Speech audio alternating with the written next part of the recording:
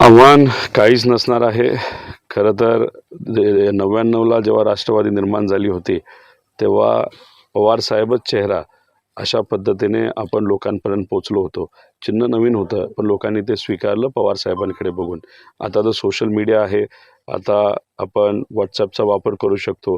त्यामुळे हे चिन्ह लोकांपर्यंत जायला काही वेळ लागणार नाही आणि त्याच्याचबरोबर लोकांच्या मनामध्ये उत्सुकता होते. जे घर पवारसाहेबांनी बांधलं म्हणजे राष्ट्रवादी, त्यातूनच पवारसाहेबांना बाहेर काढलं गेलं हे लोकांना पटलं नाही आणि आता चिन्ह जे मिळालेलं आहे, ते फार महत्त्वपूर्ण चिन्ह आहे. कुठल्याही लढाईच्या पूर्वी आपण जर पूर्वी बघितलं असेल तर तुतारी पहिली वाजवली जाते आणि हा जो लढा आहे तो अहंकाराच्या विरोधात, स्वार्थीपणाच्या विरोधात आणि सामान्य लोक या नेत्यांच्या विरोधात लढणार आहे. त्यामुळे सामान्य लोकांसाठी तुतारी हे चिन्ह अतिशय महत्त्वाचं आहे. त्यामुळे मशाल हातामध्ये घेऊन तुतारी वाजून आता लढायचं आणि जिंकायचं सुद्धा. एबीपी माझा, उघडा डोळे बघा नीट.